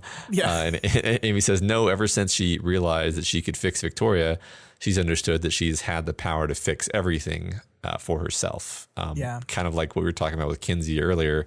It's always been within her grasp to fix her whole situation to her own liking. Even if it's monstrous, she could have done it. And it's been tempting her constantly, and she has nightmares about it, she says. But now this is actually like, apparently now she's in a better place because she doesn't feel omnipotent, because she absolutely did fuck up and irrevocably destroy Hunter. And that's kind of a new rock bottom, I guess. Yeah, I mean, it is. And I love Victoria's response to that is, oh, so it just took destroying 2 people's lives. And Amy doesn't answer because the answer to that is like, yeah, it kind of did. Like, right. That sucks, but yes. Yeah. It's God, I have so much to say about this conversation, but I want you to read the quote that you pulled out here because it's great. Yeah, after Victoria says that, it says, her posture seemed to crumple at that. I could think of that crumpling in the face of Carol's withering criticisms of struggles in school. I could have done more back then, maybe. Possibly. I relented. I turned so I couldn't even see her in my peripheral vision. Yeah, so now Victoria turns away from Amy. Like there's this blocking going on here, right? Where one was facing the other way and then turned, and then Victoria turns away. I mean, there's this dance kind of happening here as they have this conversation. It's also just kind of powerful that Victoria would even turn her back on her at all. Right. It shows like not trust, but lack of terror, at least. Yeah. So, I mean, this whole thing is like the biggest revelation ever. Like the biggest Amy-based revelation we've had in a long time. And I do think this goes back to something you and I talked about that you brought up, months ago, around Amy, that idea of what would it be like to have this power at your fingertips, right? I think you speculated about this a while ago, just like how like incredible that would affect the way you look at everything. And there's been a lot of talk throughout this entire book amongst the community about the Amy we see in Worm and how different she is from the absolute monster we see throughout the majority of this book. And to me, this is that explanation. This explanation that Amy is giving to both Victoria and us. This is it. The Amy and Worm had hit rock bottom. She recognized that she did this terrible thing, and she selfishly removed herself from the equation by going to the birdcage, and this was like her self-imposed punishment. And at the end of that story, we are seeing that person at rock bottom. That person, she says, I thought you were dead. I thought there was nothing I could do about it. And she made her choices from there, and she was a person that was maybe recognizing the depth of the horrible thing she did, and maybe in a place where she could grow from there. And then Taylor, bless her heart, dropped Victoria at Amy's feet, and she fixes her. And then it's suddenly like, holy shit, I can fix anything.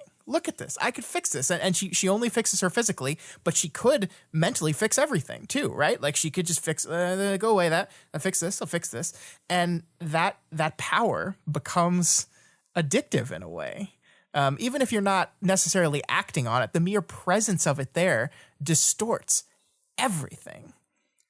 Yeah, right. I mean, this is something I remember thinking about this even before Ward started, but after Worm had ended, I was like, kind of had this moment where I was like, like when you're a kid, you kind of fantasize about like, oh, I wish I had superpowers. And I realized like if I had gotten superpowers as a teenager, I would have been a villain. I'm completely certain of this. And it's not because I like want to rob banks or something. It's because when you have the power to like make things the way you want them to be, and that power is always just right there, it's kind of like the absolute power corrupts absolutely thing where it's like you're just the presence of that is going to wear away at you, I think. Yeah. And I think it would have done me anyway. Like, I don't think I was strong enough to have like had a lot of power and not abused it, because abusing it is the default. Like using it wisely would be incredibly difficult and requiring of great like care and restraint, whereas just using it in any other way other than the most careful way would be abuse almost by definition with a great enough level of power. Like that's sure. And that's Amy's problem really, is like how does she use her power other than just healing people? How can she possibly use her power in a way that isn't kind of crossing a line? Yeah, and even that kind of is. True. Even just simply healing people is like the person when she just like, oh, I took your cancer away. I just did that for you. I mean, that's nice, but you're also like violating someone's body autonomy by doing that. True. And like, I think it's so like, the other thing that I love about what Amy outlines here is how everyone around her supported her in this feeling she had.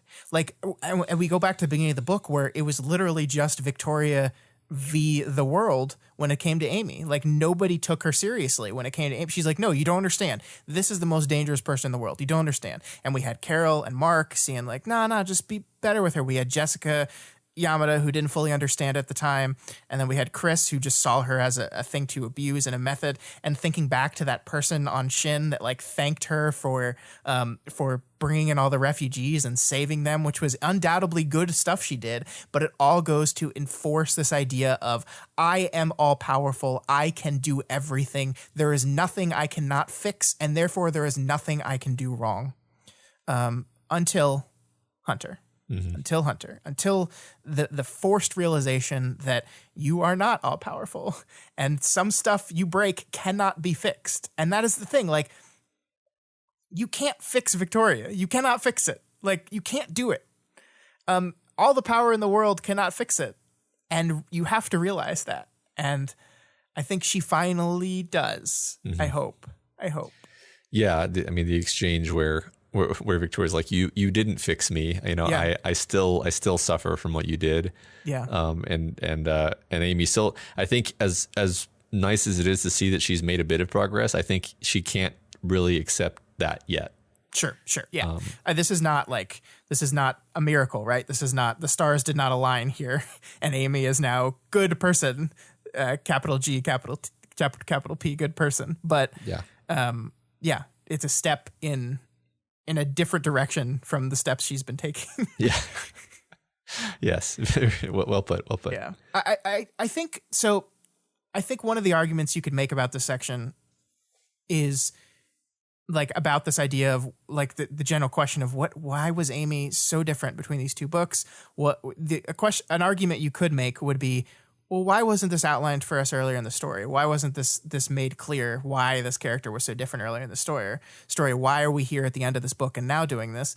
And my response to that is like, well, this isn't Amy's story. This is Victoria's story.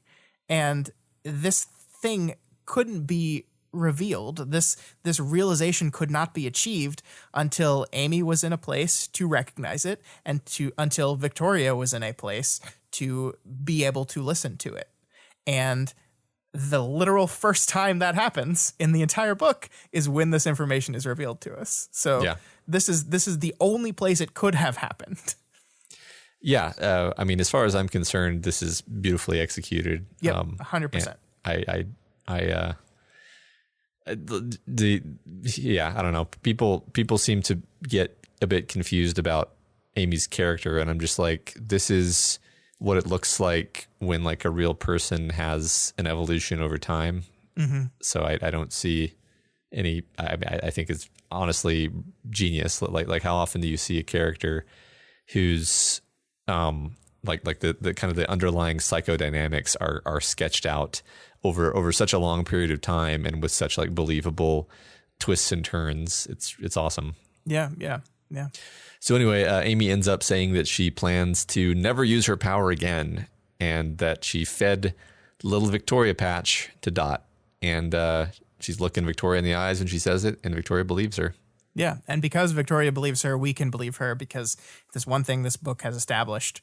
It's that Victoria's pretty right when it comes to Amy. Mm-hmm. So I don't think there's any trickery going on there in my mind. I took that as face value as Victoria took it. Yeah, me too. I don't even think it occurred to me to doubt that. I was like, yep. The scene is conveying that she has gotten rid of the Victoria Patch. Yeah. So that's it, Matt. Amy says no, and Victoria leaves. And this is a huge fucking deal, man. Yeah. Like think about this. Think about what just happened here. This is what Amy has been wanting the whole book. This is the moment she's been waiting for. The moment she feels like she's deserved this is the Amy redemption arc moment, right?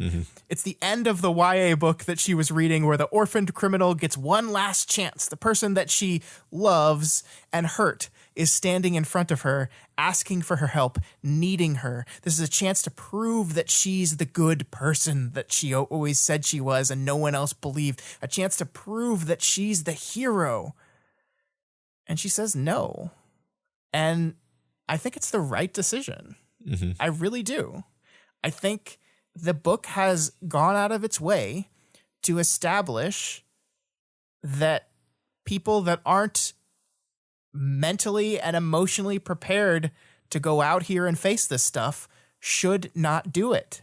Like we just had Tristan die because of this very thing. And I think it's no small accident that Tristan's the one that brought up this idea that's like, hey, when you're not all emotionally there, you could make bad decisions or you could do things and bad shit could happen.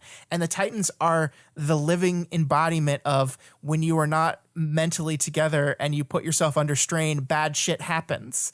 That is that idea made flesh. Yes. And so we've seen that fail again and again and again and again. And now we have here a character in Amy recognizing that I'm not in a good place. I shouldn't do that.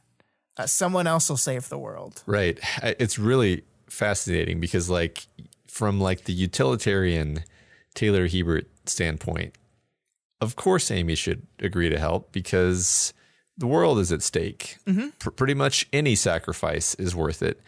But from the framework of like every single idea that has been expressed in this story, of course she should not. Like that's just every theme is pointing in the same answer that if this is her choice, first of all, it's a responsible choice. It's the conservative and kind of like I mean, you can say the utilitarian choice is to help, but like that's ignoring the fact that Amy could make things 1,000 times fucking worse. Sure, by helping and then messing it up, which is a very likely outcome. So like this is that's the kind of thing that gets left on the cutting room floor with a lot of the utilitarian analyses. Is like it's Amy. She's gonna somehow turn the entire world into the one giant wretch. Yeah. No, so. I mean, I think this is like a perfect payoff of everything they've set up. And it's so, I mean, it's crazy that it comes from Amy. Like I just that never would have been the place I expected it to come from. But I respect her for that one thing, that one moment of recognition, of being given everything you wanted and felt like you should have gotten, that was deserved, and saying no. Sure, yeah. And then Victoria leaves and she's like, well, I got no more ideas. Yeah. And that's how we end the chapter. Yep. So Amy's off the board too. So we kind of talked about this at the very beginning of the show, but I mean, do you think this is it? Do you think this is the last Victoria and Amy interaction that will happen in this book? Yeah, since I've been rolling sevens recently, yeah, I think this is the last Victoria Amy interaction of this book. I will say, outside some epilogue-y thing, I agree with that. Okay, cool. And that's like, there might not even be an epilogue-y thing, but yeah, I'm just gonna go all the way and just say no. This is it. This is it. All right, this is it. Okay. So Kenzie's off the table. Kenzie's off the table. I wouldn't be surprised by a Kenzie Dark Horse play. I would be very surprised by an Amy Dark Horse play. Yes. So where do we go from here? I don't know. We go to the discussion question. We go to the discussion questions. What is your favorite example of love? Any kind of love in parahumans? Rid Tom talks about Victoria and Ashley. Rid Tom thinks that they have one of the strongest friendships in Ward. Ashley giving Victoria her apartment, Ashley feeling annoyed but grateful for Victoria's legal defense, Victoria giving her tips on how to hold herself as a hero and in costume design, sharing a room together for months and just enjoying each other's company. Victoria admiring Ashley's resolve during the cradle arc, Ashley caring about Victoria's nightmares, Victoria describing Ashley as ascending, Victoria's utter restlessness and sense of loss from losing Ashley, and of course, raising Kenzie. Just kind of this list of all these beautiful moments that exemplify their friendship. Yeah. And they say even after Swan Song dies, Victoria still finds satisfaction in competing with Damsel and refusing to abandon Damsel, even when Sveta wants to. Yeah. And even if you, I think independent of any kind of romantic thing you want to layer onto this relationship, I do agree that there was real love there. Regardless of whether it's romantic love or just friendship love. I totally agree with that. I like that their friendship was sort of always in the background. But all of those things that Rid Tom just listed were there. They were sketched out right there to be seen, you know? Yep. So, yeah. All right, so next we have Daedalus Fallen, who goes into the difference between the Taylor-Rachel and the Taylor-Brian relationships. Rachel's presence made early Worm what it was, and Taylor's love for her allowed her to become the caring Aunt Rachel we know today. Taylor's relationship with Brian is, in a sense, failed. She's all over him, but very quickly they lose all connection they've built up. Brian gets horrible PTSD, and Taylor starts to ignore him. Rough, but true. Yeah. And the Daedalus Fallen went on to kind of draw this interesting lesson from this, which definitely an interesting lens of basically saying that Wildbow was sort of starting out and trying to figure out how to do these stories, and the like wholesome and, you know, nourishing relationship with Aunt Rachel, with Rachel, was something that he kind of then went on to elaborate on in his further stories. And the kind of like will they, won't they, romantic tension relationship stuff was something that he did less and less over the course of his stories. Yeah, that's very true. Yeah. I think it is just like observationally pretty accurate. So yeah. Macy. Elliot. That's Elliot. Brings us Kenzie's future mom and dad, Dragon and Defiant. Their love and understanding of each other is perfectly encapsulated in the interlude at the end of Worm, when Colin is able to trust that Pandora will sacrifice herself for Dragon. Yeah, that's a great answer. Will you please read it again in an Australian accent? I wish I could. Okay, fine. Mate. Random Face Reddit says, Foyle and Perian. I love the level of dedication that they show each other in Worm, so much so that Foyle became a villain for Perian. Their relationship is so awesome and believable, and it'll never fall apart. Never. And then Lost Man 138 says, Perian and Foyle are examples of people who might be falling out of love. Oh no. I love that juxtaposition. They say in Worm, the relationship was founded on two people seeking comfort in troubling times, and that relationship lasted around 4 or 6 years. And since then, it has become strained. Foyle wanted to return to being a hero, and Perian wanted to stay put. Now the couple have hit a bump in the road, learning unpleasant things about each other. It's, you know, I place these next to each other for the obvious reason that they're both about Perian and Foyle. Mm-hmm. But like both are true, right? Like they have this great kind of love story in Worm. And I think Ward is more about like, okay, what happens after the honeymoon? Yeah. And you know, things get a little bit less easy. And I do wonder where things are going to go with them, you know? I don't know, and I want to be hopeful and say that they're going to figure out a way through it, but, you know, sometimes people don't. Sometimes stuff like this drive them apart, and they realize it's better to just not be together. And that might be in the cards for them, and that's a bummer, but it happens. Yeah. So next we have No Goodbye, who says, Aisha and Alec, a pair of goofballs that lightened up the tone of so many dark parts of the book and who are very important to each other, whether or not they were a romantic pair. Despite not being the best human being, Alec died because he cared about his friend, and Aisha has honored their bond by taking care of his siblings. And as we talked about this week, Matt, take care of them very, very well. Yeah. So, yeah, it's a great answer. Yeah, I love that. Wanson talks about Victoria and Sveta's friendship. They say they're perfect best friends, really. They have each other's backs, but are comfortable enough with each other to call the other out when they're doing something stupid. Yeah. I love those two. I really do. I like we were talking about this earlier, but I love that Victoria and Sveta have a really powerful, strong friendship. And Victoria and Ashley have a very powerful, strong friendship as well. And they are friendships rooted in different things. Victoria and Sveta's friendship comes from the shared time in the hospital they had. That's like the base of it. And it's like built from there as the support for each other. Where Victoria and Ashley's is based on different things they're both struggling with. But it's so interesting that like sometimes in your life, you just have different people who you connect through different things about and who support you and help you in different ways. Yeah, I mean, I think Victoria and Ashley have like this kind of friendly rivalry almost, where Sveta just doesn't have that in her makeup. Really, she's not a competitive person, really. Yeah. And so, this is the thing that makes Sveta and Ashley really not click. That they don't get each other. Sveta literally says like, "I never really was close to Ashley." Yeah. And it's because they like the Venn diagram of the two of them isn't very strong, but the Victoria sits right in the middle of it. So right, isn't that so fascinating how that works sometimes, that you can have a person who manages to connect perfectly with two different people that just don't connect with each other at all. Yeah. I mean, it's happened. I've seen it a lot in my life, honestly. Yeah, me too. Yep. All right, next we have Allomancer, who goes with Dauntless, the only good parent in Parahumans.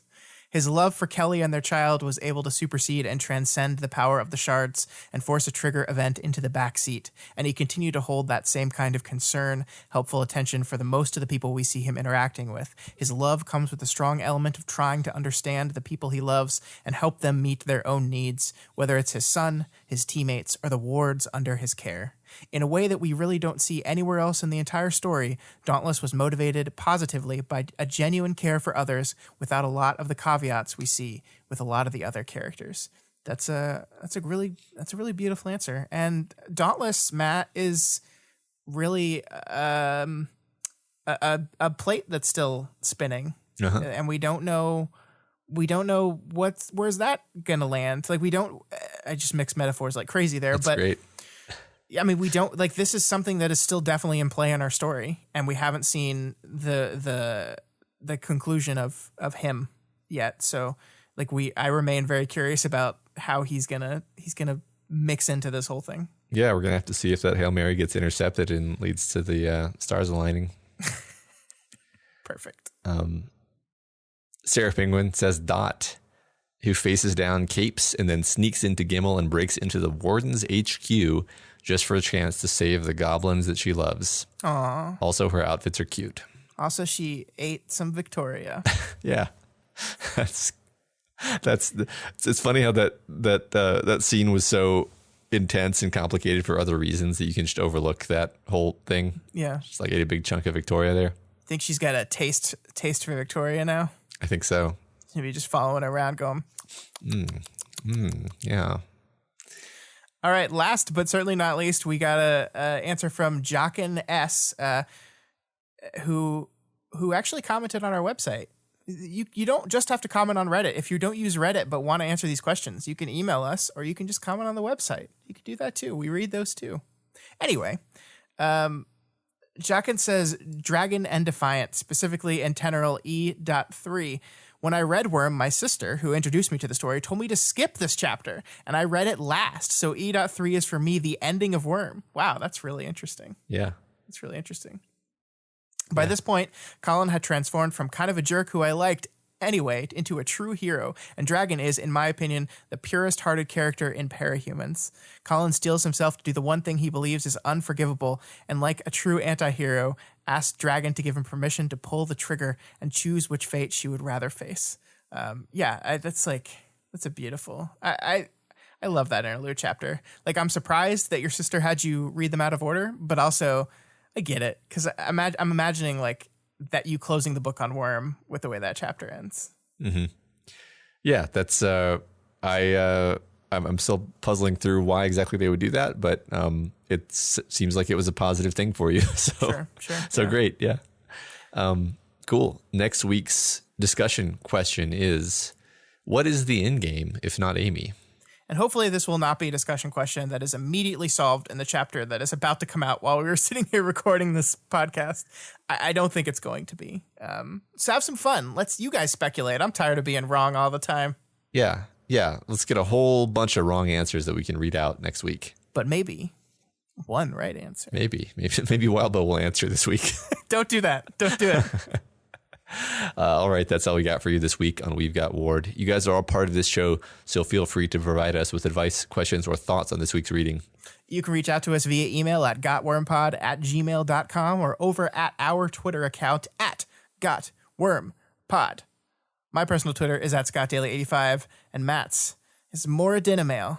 Did I do it? You did it, yeah. You did. You left the football there this week. Took 3 years. Yep. Oh yeah, that's a good Kingslingers reference. It's a Kingslingers reference right there, folks. If you're not already subscribed to We've Got Ward, we strongly recommend you do so and never miss an episode. You can find us on iTunes, Stitcher, YouTube, Google Play, and pretty much anywhere else in the world you can listen to podcasts. And as always, you can find this and all the other shows we do over at our website, doofmedia.com. That's where you can find. What do you want to talk about here? What do you want to talk about? What show do we want to talk about? Well, we're doing that new Kingslingers thing about the Stephen King thing. That. Yeah, we're on book 2 of The Dark Tower. Yep. Yeah, we just added the Methods of Rationality discussion podcast. We want more to the Doof Network. That's relatively new. And I was actually a guest on that podcast this week. So if you want to hear more of my voice, you don't get enough of Matt's voice, right? Yeah, I should hope not. Then go check that out. It's basically like they're wrapping up like the first kind of like fifth of the book or quarter or something like that.